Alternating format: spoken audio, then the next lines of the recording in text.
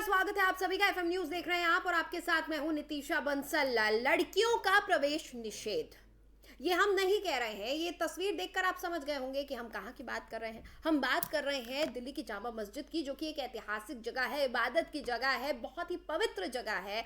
और वहाँ पर इस तरह का एक नोटिस आज लगा दिया गया था। दिल्ली की जो जामा मस्जिद है उसके शाही इमाम की तरफ से ये नोटिस लगा दिया गया था। और उसमें क्या लिखा था वो भी हम आपको दिखा रहे हैं। देखिए, लिखा गया कि जामा मस्जिद में लड़की या लड़कियों का अकेले दाखिला मना है। अब इन शब्दों का आप अर्थ समझिए। जामा मस्जिद में लड़की या लड़कियों का अकेले दाखिला मना है, यानी कि लड़की या लड़कियां अकेले नहीं आ सकती हैं। लड़कियों के साथ में या लड़की के साथ में और कौन होगा? किसी ना किसी पुरुष का होना जरूरी है।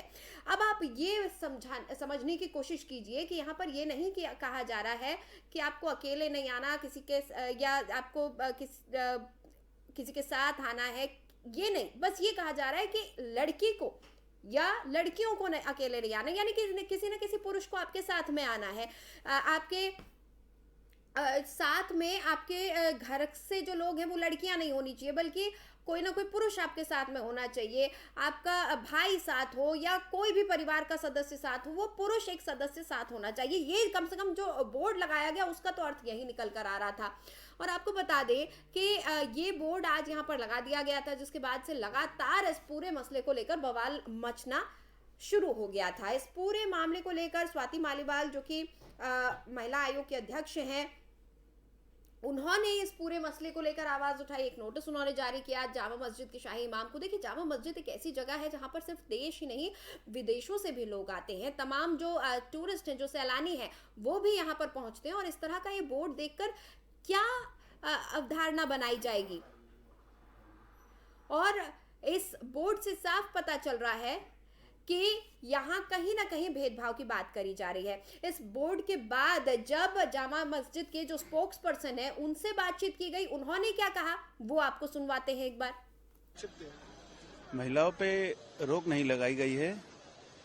जो अकेली लड़कियां यहाँ आती हैं, लड़कों को टाइम देती हैं, यहाँ आके गलत हरकतें होती हैं, वीडियोस बनाई जाती है, सिर्फ उस चीज को रोकने के लिए इस पे पाबंदी लगाई गई है। अगर आप अभी चारों तरफ देखें तो यहाँ महिलाएं मौजूद हैं।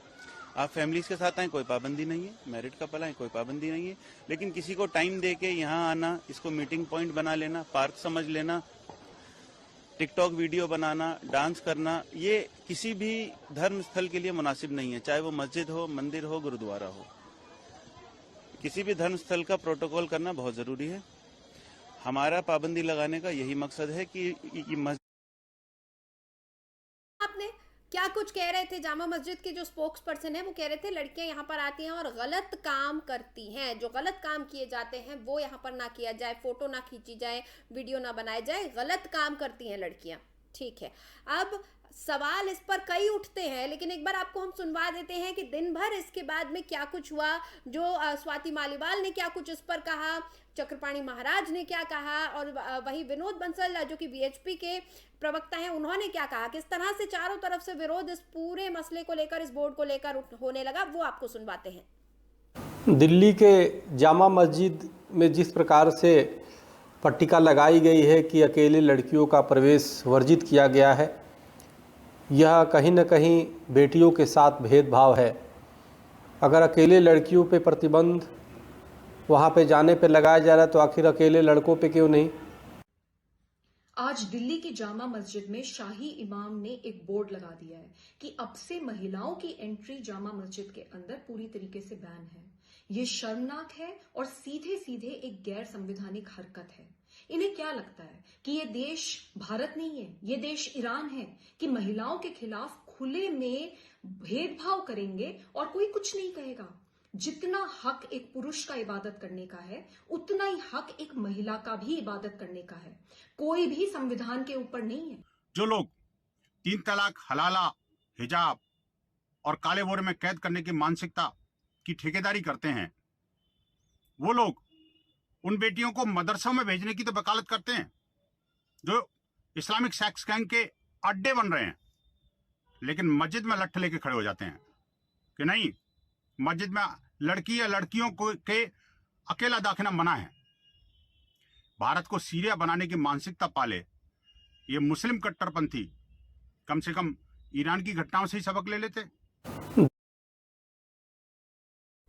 तो दिन भर जिस तरह से लगातार चारों तरफ से इस पूरे जो ये बोर्ड लगाया गया था, जो फैसला लिया गया था मैनेजमेंट कमेटी की तरफ से जामा मस्जिद की, उस फैसले की मुखालफत होने लगी, उसका विरोध चारों तरफ से होने लगा। उसके बाद आखिरकार ये बोर्ड अभी शाम को हटा लिया गया है, लेकिन सवाल कई उठते हैं इस बोर्ड के लग जाने से। हटा लिया गया वो बात और है, लेकिन ये बोर्ड लगा, ये एक बड़ा जो है सोचने लायक विषय है।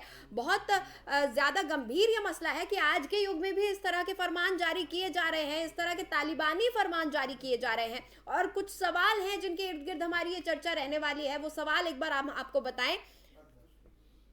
सबसे पहला सवाल, जामा मस्जिद का महिला विरोधी फरमान क्यों? क्या सिर्फ महिलाएं करती हैं सोशल मीडिया का इस्तेमाल? क्योंकि ये कहा गया कि फोटो और वीडियो यहाँ पर नहीं ले महिलाएं, इसलिए किया है। लड़कियों की तस्वीर खिंचवाने से ही क्यों है मस्जिद प्रबंधन को एतराज? क्या पवित्रता का ठीकरा सिर्फ लड़कियों पर फोड़ने की प्रथा ये क्यों है? आखिर क्या सिर्फ लड़कियों पर फोड़ा जाना चाहिए ये ठीकरा? आधुनिक युग में भेदभाव वाली बातें कितनी जायज हैं? और अगर सही था मस्जिद प्रबंधन का ये फैसला, तो क्यों हटाया बोर्ड? ये कुछ सवाल है जिनके इर्द गिर्द हमारी ये चर्चा रहने वाली है। हमारे साथ कुछ खास मेहमान जुड़ रहे हैं, उनके साथ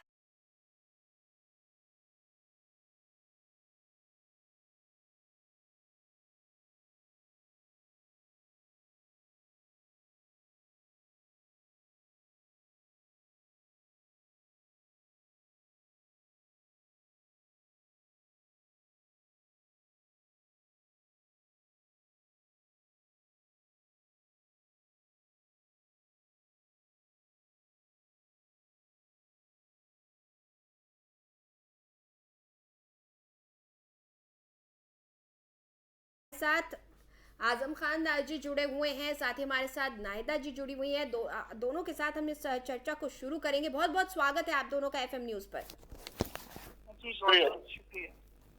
नाहिद जी, सबसे पहले मैं आपसे सवाल लेना चाहूंगी।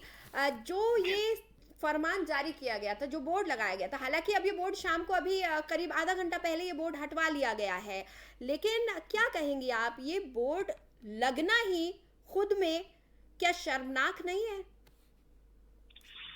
देखिए, जामा मस्जिद का जहाँ तक मसला है, जामा मस्जिद एक टूरिस्ट प्लेस की तरह रहा है हमेशा। उसमें हर मजहब के लोग, फॉरेनर भी आते जाते देखते हैं। उसकी खूबसूरती है, भव्यता है और प्राचीन काल से है, तो ये एक उसकी बात है, खासियत। लेकिन जहाँ तक प्रबंधन में सिर्फ एक महिलाओं को टारगेट किया, मुझे लगता है प्रबंधन को अपने यहाँ की जो लोग हैं, जो निगरानी करने वाले लोग हैं, उनको लगाना चाहिए कि ये सच्चाई है कि आज यूट्यूब पे तरह तरह के एंगे भैंगे वल्गर अश्लील वीडियो बनाने का एक चलन हो गया, क्योंकि लोग बात की जेब में पैसे जा रहे हैं। तो उनको ये नोटिस लगाने के बजाय अपने जो निगरानी करता है उनको लगाना चाहिए कि भाई यहाँ ये नहीं हो सकता। आप आए हैं, भव्यता देखी, सारी अच्छी चीज, और ये महिला और पुरुष दोनों के लिए अप्लाई होना चाहिए। ये होता क्या है, आमतौर से जो कमजोर तबका होता है उसको ही हमेशा निशाना बनाया जाता। अब जैसे आज जामा मस्जिद की बात इतनी हो रही है, तो हमारे देश में मुसलमान एक कमजोर तबके की तरह से टारगेट करके देखा जा रहा है। तो आज मतलब बाहर से आ गई, सभी चैनल इस पे डिबेट कर रहा है। ठीक उसी तरह दुनिया में औरतें, खासतौर पर भारत में, चाहे हिंदू मजहब की हो चाहे मुस्लिम मजहब की, सत्ता है तो आदमी का हर जगह बोलबाला है। तो उनकी नजर में औरत कमजोर थी, तो उन्होंने सबसे पहले देखा कि हाँ, औरतों को यहाँ नहीं आना चाहिए, वीडियो नहीं बनाना चाहिए, नहीं करना चाहिए। और जहाँ वैसा मामला है कि मस्जिदों पे, मजारों पे, जहाँ मुस्लिम मजहब में जाने की ममानियत है, लेकिन ये कि हमेशा से वो उसको अलग नजरिए से देखा जाता रहा। जामा मस्जिद को लोग बाग देखने जाते हैं, हम भी गए थे देखने किस तरह से बने, क्या कंस्ट्रक्शन है, लेकिन उनको एक तबके को ध्यान में रखे, औरतों को ध्यान में रखे, ये नोटिस ही लगाना चाहिए था। उसको अपने जो निगरानी करता है उनको करना चाहिए था, क्योंकि उससे मैसेज दूर तक गलत जाता है, दीवारें रंगी रहती है। अभी आप लखनऊ में भूलभुलैया चले जाइए, दीवार का कोई कोना नहीं बचेगा जहाँ कोई लिख के उल्टा सीधा छोड़े ना हो। तो इस पे निगरानी करने की जरूरत थी, या एक ऐसा संदेश देते कि यहाँ इस तरह का अलाउ नहीं है, क्या आइए वल्गर वीडियो बनाइए, जहाँ तक समझदारी की बात थी। लेकिन वही होता है ना कि जो कमजोर जिसको जो दिखता है उसी को तो दबाता है। तो औरतें कमजोर। जी, आपकी सारी बात मैंने समझ ली, मैंने आपको बीच में टोका नहीं, लेकिन बीच में आपने एक सेंटेंस कहा कि मुस्लिम एक कमजोर तबका नजर आ रहा है, इसलिए सब आज इस पर डिबेट कर रहे हैं। हाँ, ये सच्चाई है। क्या आपको नहीं लगता कि जो भी गलत हो उसके ऊपर चर्चा करना चाहिए? इसमें हिंदू और मुस्लिम की बात कहाँ से? यहाँ तो बात आधी आबादी की हो रही है कि भारत में मुस्लिम बहुत सारे लोग अल्पसंख्यक में आते हैं, जैन भी है, बौद्ध भी है, ईसाई भी है, मुस्लिम भी है। लेकिन जिस तरह से निशाने पे मुस्लिम हो रहे हैं, जैसे अभी सिलसिला चल रहा, आज जितने भी चैनल हैं प्रदेश में 2 डिबेट है, लव जिहाद, क्योंकि 3 केस। जामा मस्जिद हिंदुस्तान की एक पहचान है। नहीं नाहिद जी, आपको ये समझना चाहिए, आप तो एक सामाजिक कार्यकर्ता हैं। जामा मस्जिद हिंदुस्तान की पहचान है, देश से भर से ही नहीं विदेशों से भी लोग आते हैं, जामा मस्जिद जाते हैं। और आज की इस आधुनिकता के युग में अगर इस तरह का बोर्ड लगाया जाता है तो बड़ा सोचने वाली बात है। और नाहिद जी, आप खुद एक महिला हैं, आप 2 तरह की बात कैसे कर सकती हैं? क्या लड़के वीडियो नहीं बनाते हैं? क्या लड़के फोटो नहीं खींचते हैं? क्या लड़के बदतमीजियां नहीं करते हैं? हिंदू मुस्लिम जैन सिख की नहीं हो रही है मैम, की पितृसत्ता है।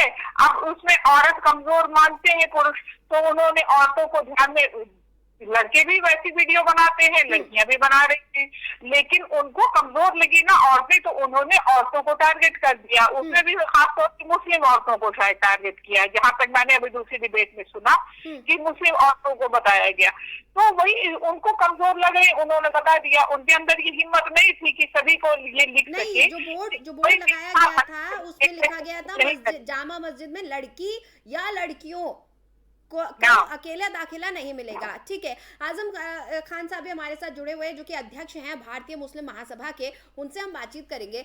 आजम जी, देखिए समय बहुत आगे बढ़ चुका है, आज मोबाइल फोन हर किसी के हाथ में होता है। और रही बात इंटरनेट इस्तेमाल करने की, सोशल मीडिया पर वीडियोस बनाने की, फोटो खिंचवाने की, तो सिर्फ महिलाएं तो खींचती नहीं है फोटो, सिर्फ लड़कियां तो खींचती नहीं है फोटो। तो ये जो फरमान जारी किया गया था, आप क्या कहेंगे इस पर? बहुत बहुत शुक्रिया इस डिबेट में बुलाने के लिए, एफएम रेडियो का, एफएम चैनल का। जी सर। निधि जी, मैं आपको एक बहुत बड़ा उदाहरण दूंगा जो ईरान में इस वक्त चल रहा है। ईरान में जिस तरह से हिजाब को लेकर के वहां की महिलाएं सड़कों पर उतर गई और उन्होंने इसका कड़ा विरोध प्रदर्शन किया। आपको मैं बता दूं कि परसों जब ईरान का मैच हो रहा था फुटबॉल मैच फीफा में, तो उसके विरोध में ईरानी प्लेयर्स ने अपने राष्ट्र का राष्ट्रगान नहीं गाया, उन्होंने उसका विरोध किया।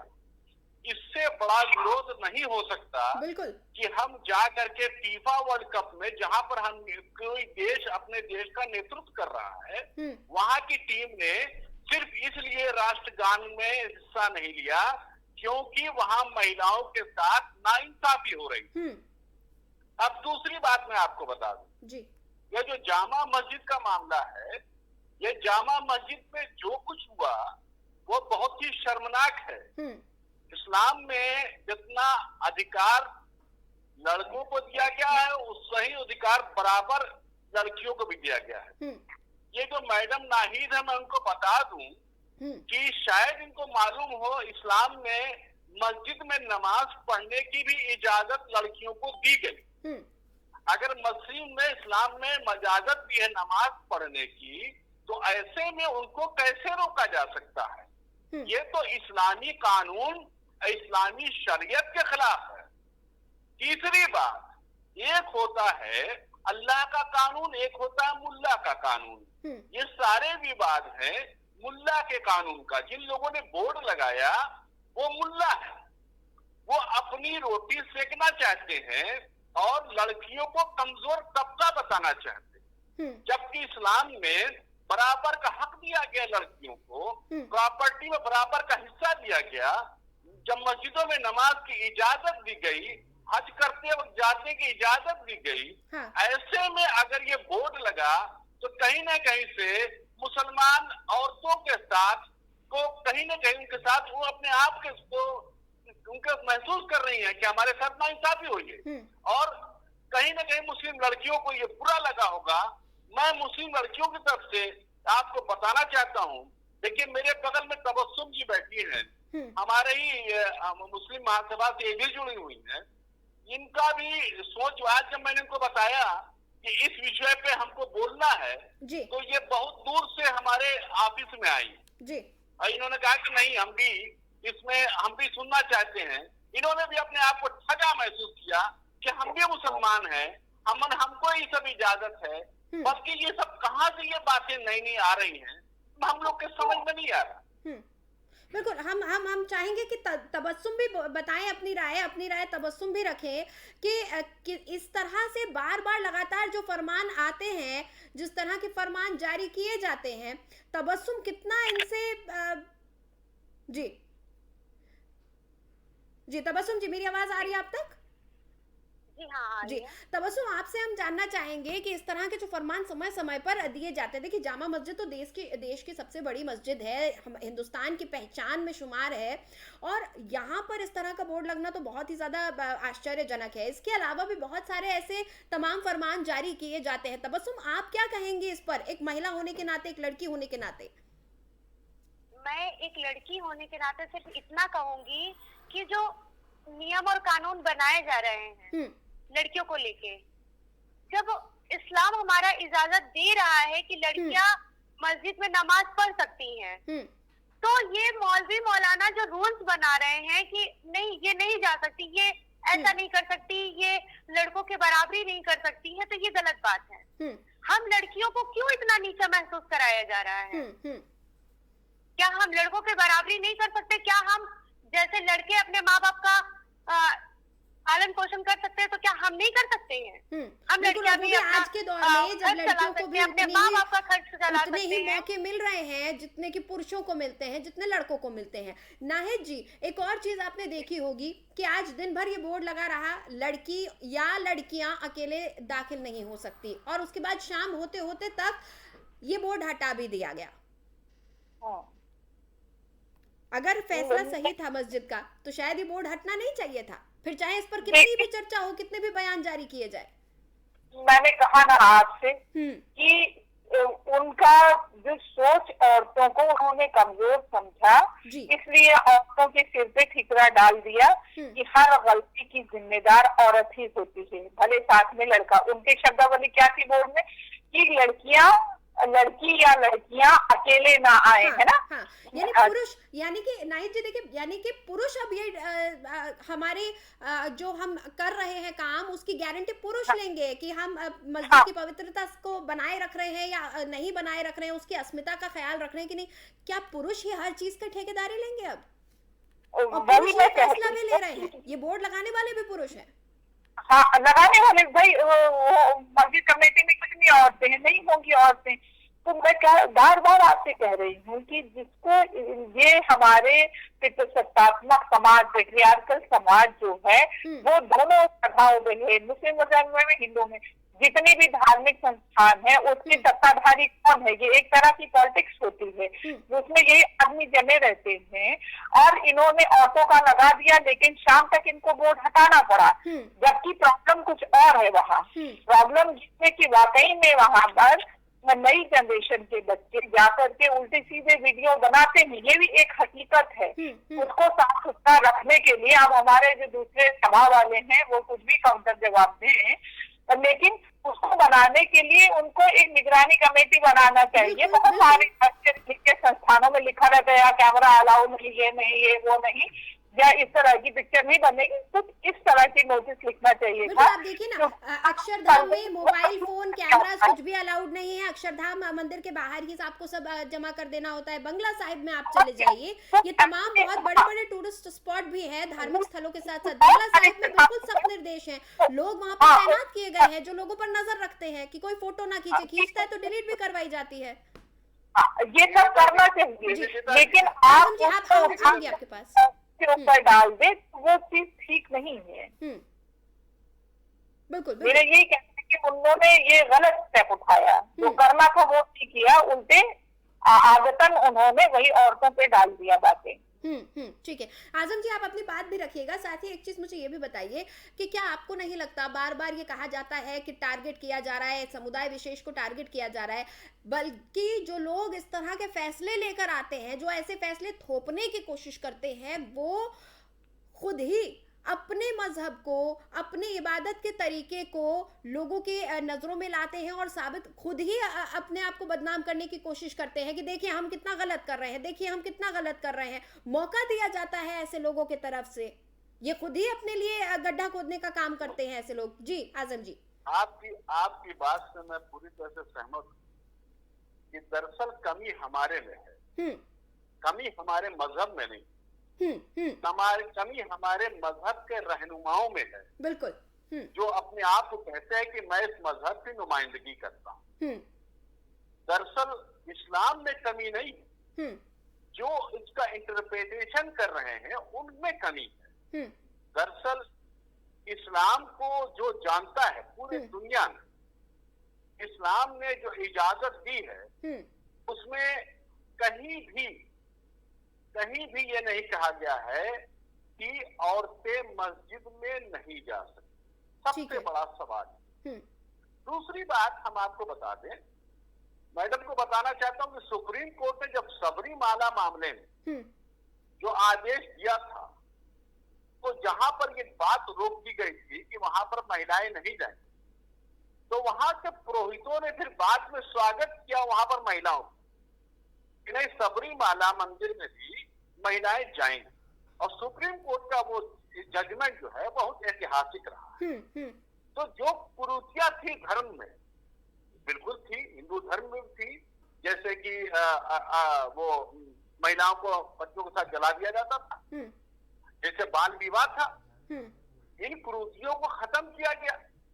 अगर कहीं कोई कमी है, अगर हमें लगता है कि नहीं इसमें बदलाव होना चाहिए, अब महिलाओं को सही मानों में अपने बारे में सारी बात पता चल चुकी है, उनसे अब आप छुपा नहीं सकते। अब उनको सब पता है कि इस्लाम में क्या लिखा है, वो खुद पढ़ भी रही है। आपको पता बता दें कि अब लड़कियां मुसलमानों की इतने पढ़ रही हैं कि उनको अब किसी से राय लेने की जरूरत नहीं है।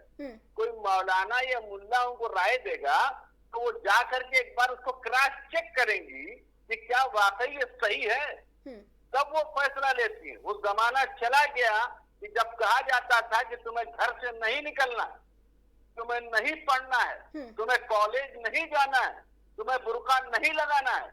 अब लड़कियां रुकने वाली नहीं है, इनको अब रोका नहीं जा सकता।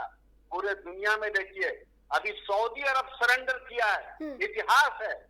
जब सऊदी अरब ने लड़कियों को ड्राइविंग का लाइसेंस दिया जा रहा और लड़कियां वहां पर ड्राइव कर रही गाड़ियां, तो जब सऊदी अरब में इजाजत मिल गई तो हिंदुस्तान जैसे मुल्क में जहाँ हमारे साथ हिंदू भाई भी रहते हैं, सारे धर्म के लोग रहते हैं, हमारे देश का संविधान सभी को बराबरी का हक देता है, अभिव्यक्ति की आजादी देता है, इबादत की आजादी देता है। एक ऐसा मुल्क, भारत में जितनी आजादी मिलती है हमको अभिव्यक्ति की, पूरे दुनिया में नहीं है इसकी। बिल्कुल।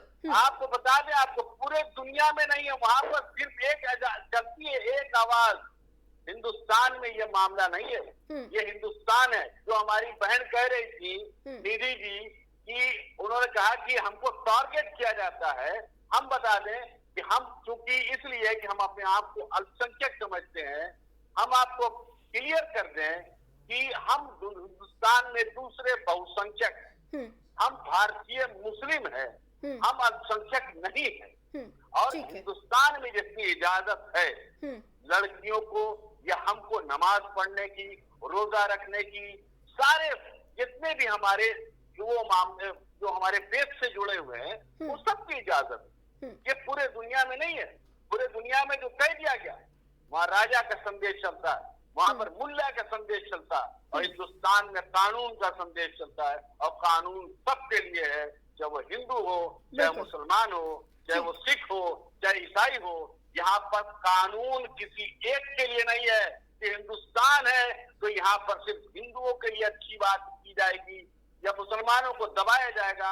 यहाँ मुसलमानों को दबाया नहीं जा सकता है, मुसलमानों को पूरा पूरा हक मिलता है। हाँ, हमारे जो कौम के नुमाइंदे जो हमारे नाम पे सियासत करते हैं वो दरअसल हमको और हमारे कौम के लोग को गुमराह करते हैं।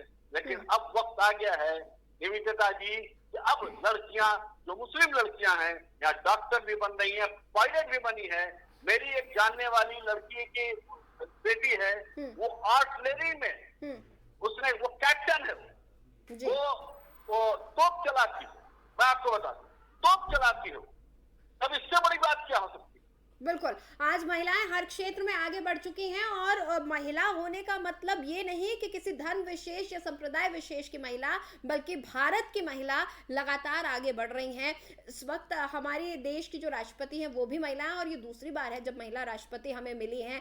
हमारे देश की प्रधानमंत्री महिला रह चुकी हैं। हमारे देश में शायद कोई ऐसा पद नहीं जहां पर महिलाओं ने काबिज ना रही हो, जिस कुर्सी पर महिलाएं ना बैठी हो, जिस चोटी को महिलाओं ने फतेह ना किया हो। और ऐसे देश में अगर जामा मस्जिद जैसी एक ऐतिहासिक जगह पर ऐसा कोई बोर्ड लगता है तो बहुत बड़ा प्रश्न चिन्ह खड़ा करता है हमारी सभ्यता पर, हमारी संस्कृति पर, हमारे देश की पहचान पर। मुस्लिम चीफ जस्टिस रह चुकी है, मुस्लिम सुप्रीम कोर्ट की जज एक मुसलमान थी, पहली मुसलमान। अब इससे बड़ी बात क्या हो सकती है? लोग कहते हैं मुसलमानों को दबाया जाता। हिंदुस्तान में आजादी के बाद पहली मुस्लिम जस्टिस बनी सुप्रीम कोर्ट की, वो भी मुस्लिम थी, वो भी मुस्लिम। ठीक है सर, बात छुपाओगे और कहां तक बातों को छुपाओगे? अब छुपा नहीं सकता कोई आदमी। बिल्कुल, समय हमारे पास खत्म हो रहा है। नाहिद जी, आपका फाइनल कमेंट चाहूंगी मैम। मुझे लगता है कि मैं फाइनल क्या, मैं इमरान साहब को बस क्लियर कर दूं, शायद वो मुखालफे में है। सबरीमाला में पुरोहितों ने स्वागत नहीं किया था सुप्रीम कोर्ट के जजमेंट के बाद। औरतों को कितना स्ट्रगल करना पड़ा था मंदिर में घुसने के लिए, तो वो महासभा के अध्यक्ष जरूर होंगे, लेकिन मैं भी इसी देश में रहती हूँ तो वो भी हमने देखा है। लेकिन गलत को गलत ही कहा जाएगा, उसकी पैरवी नहीं की जाएगी। ठीक है, आजम जी, आपका फाइनल कमेंट। हुआ था लेकिन उसको सुप्रीम कोर्ट ने सही कर दिया। हम आपकी बात से सहमत है। पहले तो इजाजत नहीं थी, लेकिन बाद में जब इजाजत मिल गई तो अब उनको वहां रोका नहीं जाता। दरअसल किसी भी जगह पर अपने मन से बोर्ड नहीं लगा दिए जाते हैं। अगर कोई प्रथा चली आ रही है तो उसके खिलाफ बोला भी जाता है, उसके खिलाफ बातचीत भी की जाती है। बहुत बहुत शुक्रिया आजम खान साहब और नाहिद अकील जी हमारे साथ जुड़ने के लिए। शुक्रिया, बहुत बहुत शुक्रिया। अस्सलाम वालेकुम। तो जामा मस्जिद में आज एक बोर्ड लगा दिया गया था कि लड़की या लड़कियां अकेले दाखिल नहीं होंगी। हालांकि शाम होते होते तक अपना ये फैसला बदलना पड़ा और इस बोर्ड को हटाना पड़ा था जामा मस्जिद की जो कमेटी है उसको। अब सवाल यही उठता है कि अगर जामा मस्जिद जैसी जगह पे इस तरह के फरमान जारी किए जाएंगे तो ये किस हद तक जायज़ है और कैसी छवि ये दिखाता है।